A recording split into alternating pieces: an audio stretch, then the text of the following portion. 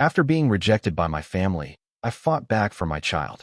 Before we begin the story, make sure to subscribe to our channel and never miss more incredible stories every day.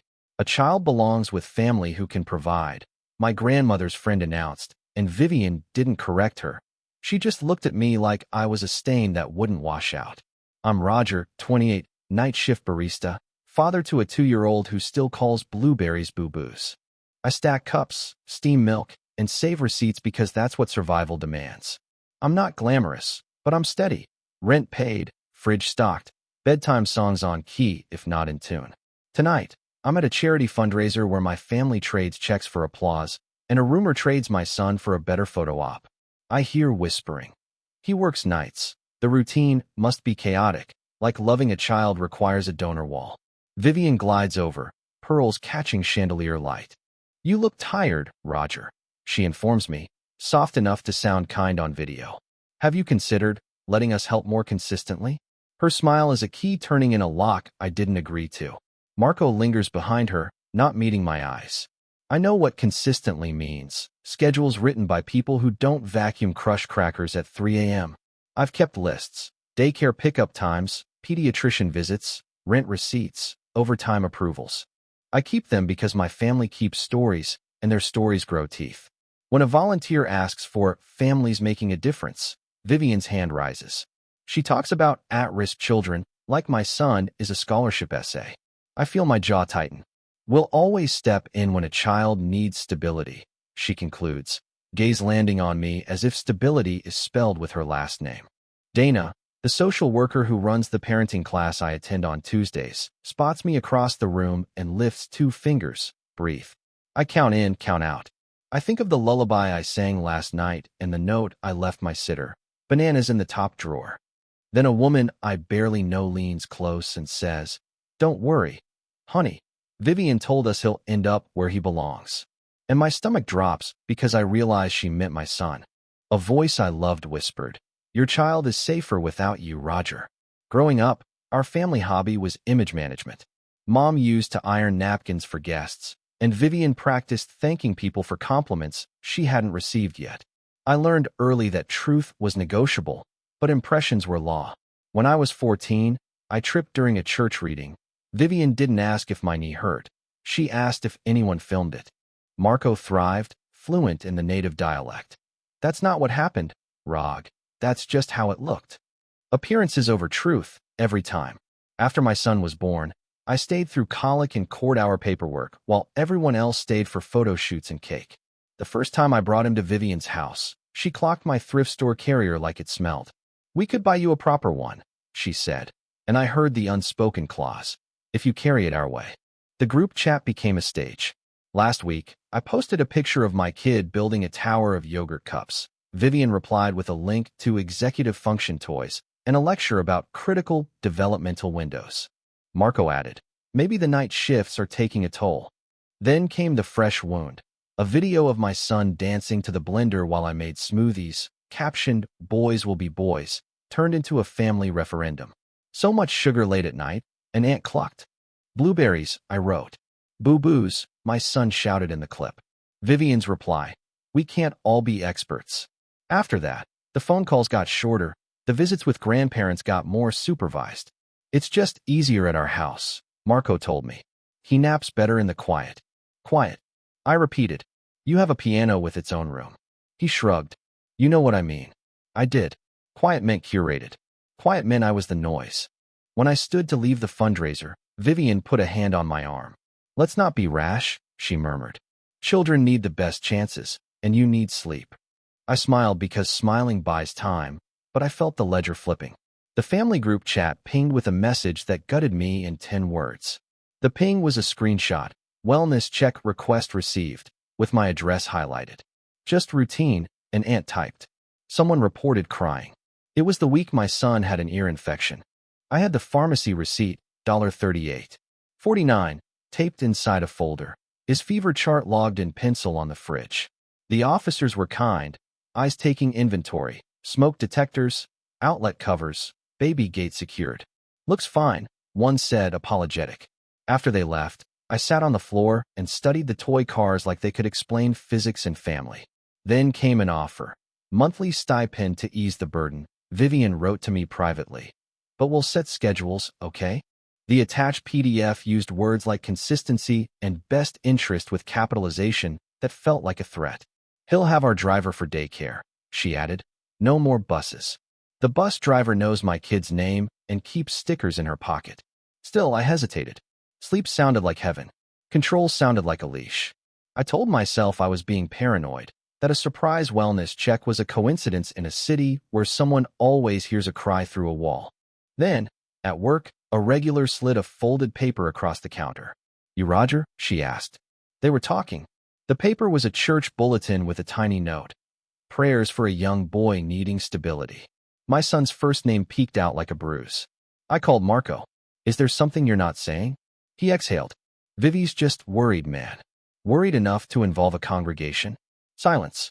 You work nights, he said finally. That's not a sin, I snapped. It's coffee. He tried to joke. Technically, it's espresso. I didn't laugh. Then the landlord texted. Your mother asked about the unit. If it's up to code. She's not my mother, but the autocorrect didn't care. It is. I replied, and I sent him the inspection date. He heart-reacted and added. She offered to pay for a deep clean. My place is clean enough to eat spaghetti off the floor most days. Their version of clean is a contract. I stopped dismissing coincidences and started collecting names. Then a letter arrived hinting at temporary guardianship if I cooperated. I was disinvited from a cousin's engagement party, limited seating, the message claimed, though the venue seats 200. That same night, a pale envelope waited under my door. Dear Mr. Hale, it began, formal like a slap. We recommend considering a temporary guardianship arrangement to ensure continuity of care during challenging work hours. I reread temporary until the word turned to static. Inside were resources, a timeline of recommended transitions, and a contact for a family advocate whose email domain matched Vivian's charity board. This is coercion, I told the empty room. My son stirred in his sleep and mumbled boo-boos. I called Dana. Bring everything, she said. All the benign things, too. At her office, a second-hand fern nodded in the AC while I unloaded my life. Leases, daycare sign-in sheets, pediatrician notes, photos of broccoli victory dinners. Dana flipped pages with the calm of a metronome. They're building a narrative, she said. But narratives fall when timestamps disagree. She circled words. Temporary, consistency, best interest. These are often used like crowbars. When I left, my phone buzzed with Marco's voice memo. Please don't be dramatic. Vivian's helping. We just want what's best for him. What's best for him is me. I replied in text, fingers shaking. And proof. He answered with a thumbs-down emoji, which felt like a court order delivered by a toddler. At closing shift, a man in a blazer waited at the end of the counter until customers left. You Roger? He asked. Depends who's asking. He handed me a card. Family advocate, transitions team. We're closed, I told him, and locked the door between us. He gestured at the glass like it was my morals. I turned off the lights and counted the register with my chest tight. Later, at the apartment, a neighbor stopped me on the stairs. Your mom, that lady, asked me to listen for noise, she said. Said to call if anything seemed unsafe. I asked what unsafe meant. Crying, arguing, microwaving after 10, she recited. Microwaving. After 10. I tucked my son in and whispered, You're not a storyline. Then a stranger knocked, asking if he could inspect the nursery tonight. I opened the door on the chain. The stranger held a clipboard and a smile that didn't reach his eyes. Quick visual check, he said, so we can reassure concerned parties. Who are the parties? I asked. He cleared his throat. Grandparents, donors, heir, community stakeholders. This is an apartment, not a gala, I said. He angled his body like he might slip through the chain. You can refuse, he added, but that'll go in the notes. I shut the door and slid the deadbolt, hands buzzing like a bad phone. By morning, my family group chat was quieter than a confession booth. I was blocked on Vivian's and 3 aunts' numbers. Marco finally texted, You're making it worse. For who? I typed, but he didn't answer. I clung to our routines like rope. Oatmeal with cinnamon, shoes by the door, daycare drop-off at 8:55, me to bed at 10:15, alarm at 5:30 to shower before pickup. Small rituals can be armor when people with money write definitions. At Tuesday's parenting class, Dana handed me a spiral notebook. Documentation, she said. Dates, times, exact words, where you learn them. She drew a box at the top of the first page. What they said versus what happened. You're not telling a story, she said. You're building a timeline. I wrote, July 2nd, wellness check, ear infection noted. July 9th, Vivian stipend, PDF. July 11th, church bulletin, stability, with his name. July 14th, advocate at work. July 15th, nursery inspection request. Seeing it in ink made it real and also beatable. On my break, I Googled temporary guardianship, how long can it last? Then, how to prove parental fitness. Then, how to breathe when your chest is a fist. A regular slid a napkin with a heart doodle across the counter. You look like a storm, she said. I'm trying to be a lighthouse, I replied, surprising both of us. Her laugh was small and kind. Keep receipts, she advised. That night, I walked into my son's room and found a photo on the floor, slipped under the door. My apartment, messy on laundry day, taken from the street through the window. And behind the photo, someone had tucked a printout labeled Custody Resource Packet. The photo was grainy, shot from the sidewalk, my son's curtains glowing like a fish tank. The Custody Resource Packet, behind it, used cheerful fonts for sharp tools. Document concerns, cultivate allies, offer structured alternatives. Someone had highlighted stage observable deficits. I stared until the words rearranged into a plan that didn't belong to me. Stage. Observable. Deficits. The mess in the picture wasn't a deficit. It was Tuesday. I checked the window latch, then checked it again. My nerves kept insisting the air had fingerprints. I slid the packet into my binder and wrote exactly how it arrived. Under the door, no envelope. Between 7:20 and 7:40 p.m. Possible witness, Mrs. Alvarez. Content appears coordinated with charity program. At daycare pickup, Ms. Lynn frowned. Odd call, she said. A woman asked whether your son ever arrives without lunch. He has a standing pasta treaty, I joked, voice thin. Ms. Lynn tapped the sign-in sheet. He's here on time or early, she said. We keep copies. She slid me printouts. Protect your story. On the bus home, I studied the packet footer and saw a familiar logo. The same charity where Vivian chaired child well-being committees. I circled it in red and wrote, source of playbook? Marco called it dusk. You're spiraling, Rog. Then throw me a rope, I said. Did Vivi send people to photograph my window? He hesitated, which answered better than words. Everything's about perception, he said. You know that. Perception doesn't crawl under my door, I snapped. People do. He exhaled. Just don't make a scene. Dana squeezed me in for 15 minutes. You found a plan, she said, tapping the packet. Not yours, theirs. We photographed each page and logged the delivery method. Under door, no envelope. Time between 7:20 and 7:40 p.m. Witness, Mrs. Alvarez. Concrete beats rumor, Dana said. Stack paper higher than whispers. I set an old phone to record our hallway. I added window film. I labeled a folder, receipts versus stories. When I put my son to bed, he patted the photo. Messy day, he pronounced. Tomorrow tidy. I kissed his forehead and promised both. Then, outside our door, boots paused on the landing and a voice whispered my name like a warning. The whisperer said, We just need proof your nights are unstable, Roger. I opened the door to the chain. Mrs. Alvarez stood there, slippered breath smoky in the stairwell. Boy, she whispered. A couple with a clipboard was here at 7:35. They rattled your knob. She lifted her phone. I filmed the hallway after. The video showed two silhouettes and a muttered sentence. He'll slip if we push late. I saved the file and wrote the time down twice. Morning, I visited the bank where my checking account lives on fumes. I asked for printouts, rent payments, child support deposits, daycare debits, the $38.49 antibiotic charge. The teller asked if I wanted a binder clip. Please, I said, and a second just in case. Then I went to the community center where Vivian's charity lists parent partners. A receptionist knew my last name and turned cautious. Public programs are Wednesdays, she said. I'm here about a document. I answered, and her smile flattened like a receipt. Dana connected me with a former volunteer who'd left the charity last year.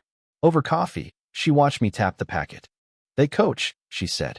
They'd never call it that, but it's coaching. They prefer a home of record that projects stability. With donors, I said. She shrugged. With influence. She gave me a name for the family advocate and an old schedule of committee meetings. Records live in their share drive, she added. Minutes sometimes mention case exemplars.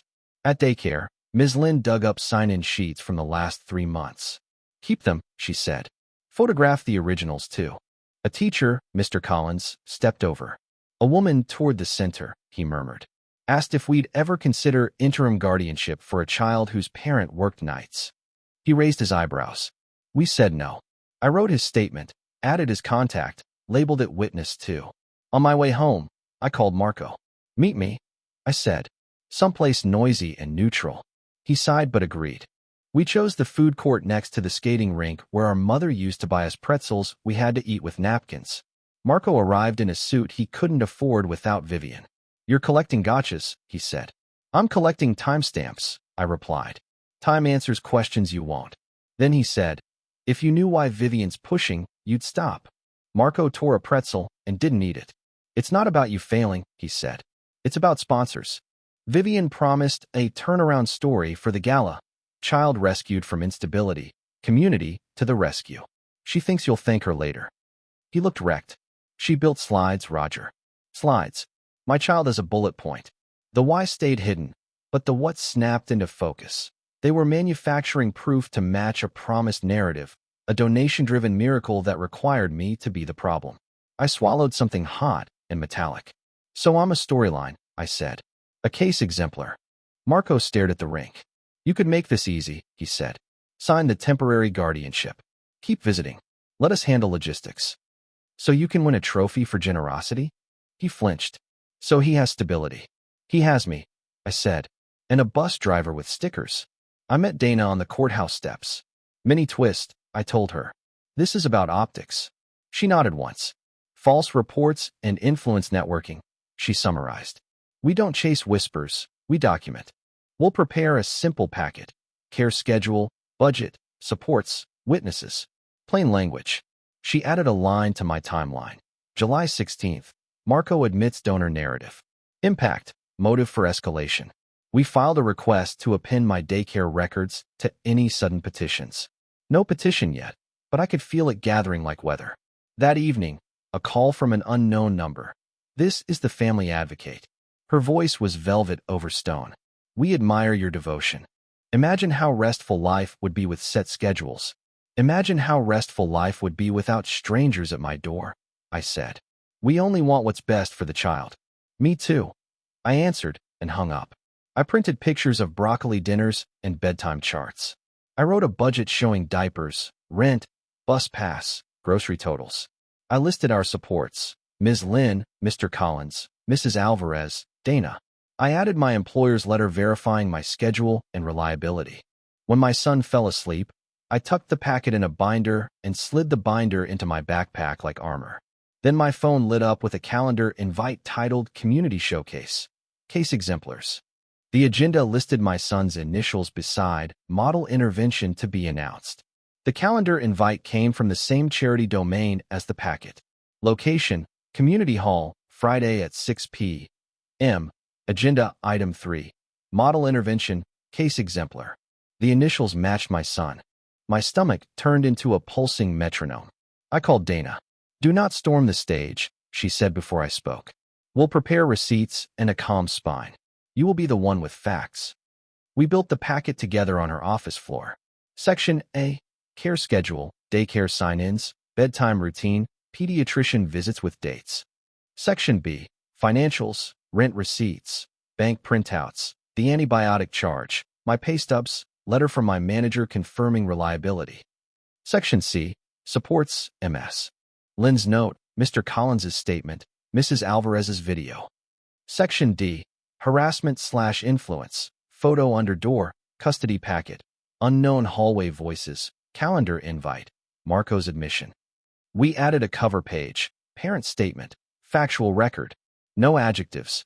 I wrestled with the dilemma like wet rope. If I pleaded quietly, they could still spin it as cooperation. If I challenged publicly, they'd call me unstable. What would you sacrifice to keep your child safe? I asked the ceiling at 3 a.m. The answer, plenty, but not my son. I printed 2 more copies of everything. Marco texted, don't embarrass Vivian Friday. I typed back, then tell her to take my kid's initials off the program. He started to reply, then deleted. 3 dots blinked, then vanished. Silence swelled. I called Attorney Patel using a number Dana had given me for 10-minute questions. He listened without adjectives. Keep it boring, he said. Courts like boring. If they file anything, we file responsive documentation and request to append your binder. Don't sign anything. No surprises. Record any hallway visitors. Friday morning, I packed the binder, granola bars, a spare pacifier, and a calm I only partly felt. At 5:40 p.m., my sitter texted a photo of my son building a tower of paper cups. Boo-boo castle, he'd declared. I breathed and walked into the community hall's cold light. Vivian greeted me at the door holding a pen and a document. Just a formality, Vivian purred, pen uncapped. A participation consent. It allows us to share how community lifts families. Take his initials off the program, I said. She laughed like glass. Sweetheart, no one will know it's you. I know it's us, I answered. Marco hovered behind her, eyes begging me to choose the easy door. Inside, a slideshow looped stock photos of smiling volunteers. I found a chair near the aisle and texted Dana, here. She replied, document. I photographed the consent, the agenda, the banner, the donor wall with Vivian's name twice.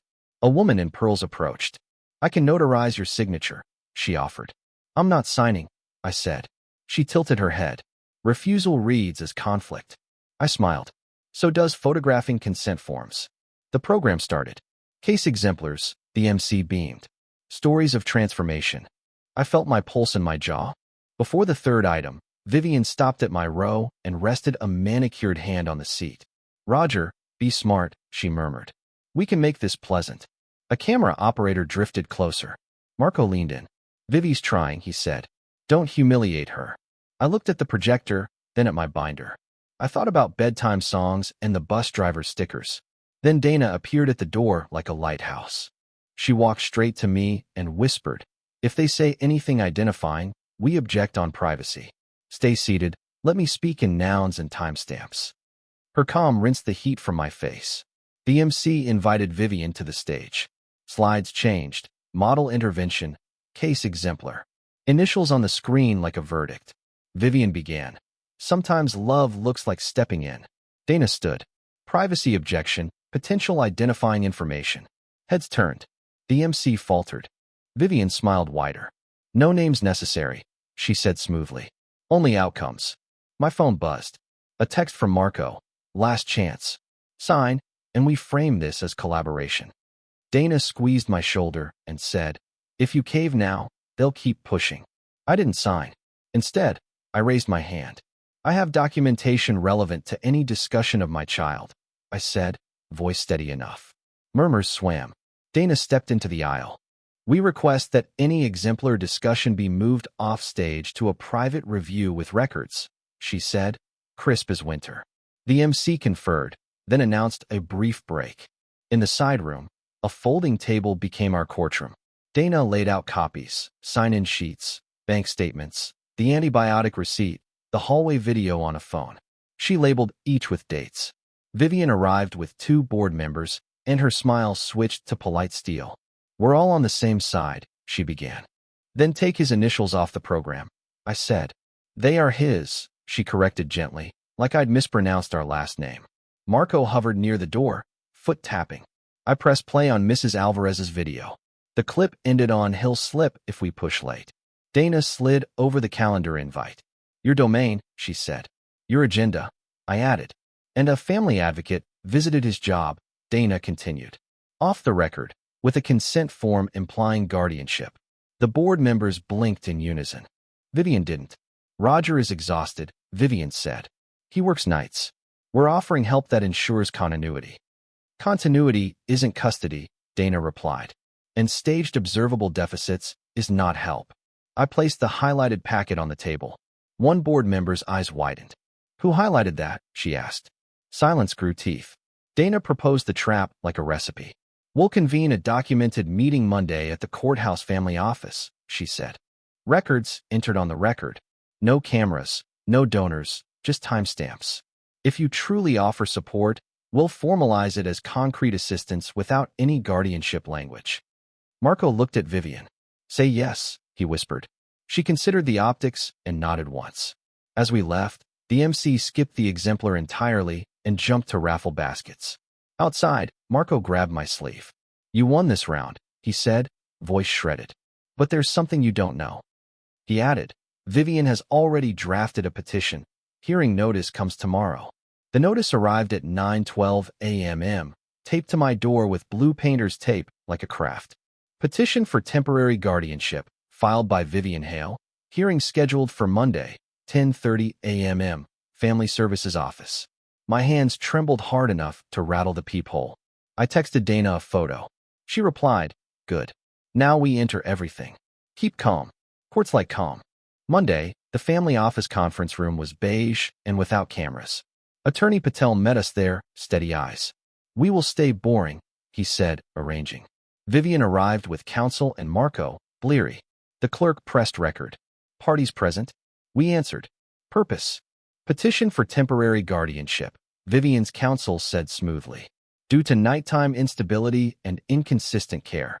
Patel slid forward our binder like a ledger and nodded once. He spoke in nouns only. Attendance. Ms. Lynn's sheets. Medical care. The $38.49 receipt and pediatrician's note. Housing.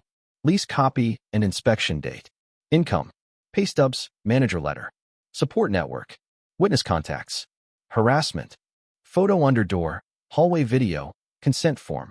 Invite with matching domain. No raised voice, no adjectives. The timeline worked. Vivian's counsel produced glossy photos. My Tuesday mess. A blurry shot of my son napping on the couch. A list of late-night microwave use. Patel asked for timestamps. The timestamps collided with daycare mornings and pediatrician afternoons. Who took these? He asked. Counsel deflected. The clerk's eyebrows lifted. Dana added, we have a video of unidentified agents rattling the doorknob at 7:35 p.m. The clerk requested a copy. Then Patel asked the question that stripped the paint. Is there any financial or reputational benefit to petitioner from being seen to rescue this child? Vivian bristled. I sit on a board, she said. We help. Patel slid the calendar invite across. Model intervention, case exemplar. The clerk compared initials. Silence pressed the room thin. Marco finally spoke. He's a good dad, he said, voice breaking. This went too far. Vivian's jaw set so hard I heard her molars click. We withdraw nothing, she said. Then the clerk said, based on records, the petition is denied today. Denied didn't mean done. Vivian strode out stiff-backed, already on her phone. Marco paced beside me, then stopped. I'm sorry, he said. I thought structure would help. I didn't see the playbook. You saw it, I said, softer than I felt. You just named it help. He flinched and nodded. Consequences arrived like hail. The charity quietly pulled the case exemplar slide from its deck. A board member forwarded a retraction email that read like a recipe with missing ingredients. Dana filed a note with Family Services documenting door rattling and unannounced visits. The clerk issued a warning to the family advocate about off-the-record contact. My phone pinged with messages from unknown numbers. You're ungrateful. Some people would kill for that support. I muted them and made oatmeal with extra cinnamon. At work, my manager pulled me aside. We got a call, she said carefully. A woman asked if your shift changes a lot. I waited for impact. I told her you're our steadiest closer. She slid me a letter on company letterhead anyway, reaffirming reliability. For your binder, she said. Then my sitter texted. Someone came by asking about contingency plans. I told them to email you, and then I locked the door. I bought her flowers and an extra hour of pay. It still cost me. I lost a Saturday shift after I swapped to attend the hearing. Money tightened. Anxiety frayed me. I woke at 3 a.m. to check the door twice, then again at 4. My son clung more at daycare drop-off, sensing weather even when the forecast lied. I pictured Vivian training concern into a costume. I pictured my son's boo-boo castle and promised to keep it standing. Marco texted me a screenshot, a board chat where someone wrote, We must ensure interventions don't drift into custodial overreach. Another replied, agreed, after last week. He added, she won't forgive me. You don't need her forgiveness, I wrote. You need a spine. He sent a single word, working. That night, a letter arrived from Family Services. Monitoring concluded. No concerns noted. It didn't crown me a hero. It said, boringly, that my kid was safe with me. Boring is a fortress when people love drama. Then Vivian called and said, what would it take for you to forgive me? I didn't answer right away. I put my son to bed, warmed leftover soup, and wrote 4 sentences I wished someone had handed me months ago. I am my child's parent. Help is not leverage. Support is a verb, not a deed. Boundaries are love with math. Then I called Vivian back and read them aloud. She tried to interrupt on sentence 3. These are my conditions, I said. If you want contact. Attorney Patel helped me write them in grown-up language. No guardianship language, not even temporary. No consent forms at work or home. All assistance in writing, concrete and non-custodial. Grocery cards, daycare scholarship paid directly to provider, rides scheduled only if I ask. No photos or exemplars without my written consent. If anyone rattles my doorknob, contact ends. We signed at a mediation office under a humming light while a neutral typed. Vivian's pen hovered like a dragonfly. She signed. Dana recommended therapy, and I went. I learned to uncurl my shoulders and say, no, thank you, without singing the no into a lullaby. I tightened our routines. Sunday laundromat, Tuesday parenting class, Thursday playground, Friday dance parties with blender percussion if we wanted. I put the binder on a shelf and kept adding to it whenever life handed me proof that love is a habit, not a headline. Marco started showing up on Saturdays with pancakes and apologies that got shorter and better. He fixed a wobbly chair and didn't Instagram it. He asked my son about blocks instead of schedules. Working, he'd said. He meant it. I forgave no one that hadn't earned it, including the version of me that wanted to be rescued. I kept receipts and also kept joy where my kid could reach it. Our apartment stayed small and ours. The kind of place where broccoli victories are documented and messy Tuesdays don't need a defense. Then a new message arrived. Fundraiser invites you to speak about dignity over optics. I said yes to the fundraiser only after I saw the agenda. No exemplars, no initials, just parent speaker. Dignity over optics. I stood on the same stage where my child almost became a slide and told a paperwork story, not a sob story. Dates, times, who knocked, what they asked, how I answered. I'm a night shift barista, I said. I make foam hearts and grocery budgets. My kid is not a grant deliverable. He is a person who says boo-boos for blueberries and dances to blenders. Stability is boring. I spoke to anyone with a Vivian in their life. The name might change, the pearls might be hidden. If money gets loud, I said, build a binder. Make boring your sword. Write what they said and what happened. Keep allies who speak in nouns. Ask, what would you sacrifice to keep your child safe? Then answer with boundaries. I shared one practical tool, a one-page day-in-the-life template. Wake times, meals, drop-offs, medical notes, support contacts, budget items, signatures. Paper forgets nothing. After, Ms. Lynn hugged me. We keep copies, she said. My son waved a paper cup crown. Boo-boo king, he declared, benevolent, sticky. We walked home under sensible streetlights, the binder heavy and light in my mind. On the bus, he fell asleep on my shoulder, breath warm against my collar. I counted stops like gratitude beads. For Dana, Ms. Lynn, my manager, Mrs. Alvarez, and Marco trying in small, reparable ways. At our door, I locked it once and exhaled like a held note. Here's what I learned. Help is not leverage. Support is a verb, not a deed. Boundaries are love with math. If your voice shakes, let it. Shaking doesn't make you wrong. Love can be schedules and silliness and doors that don't rattle. Money is loud, but timestamps whisper until even the loud must listen. If you're listening in the dark, I'm speaking to you. You are not a storyline someone else gets to write. You are the author, the parent, and the proof.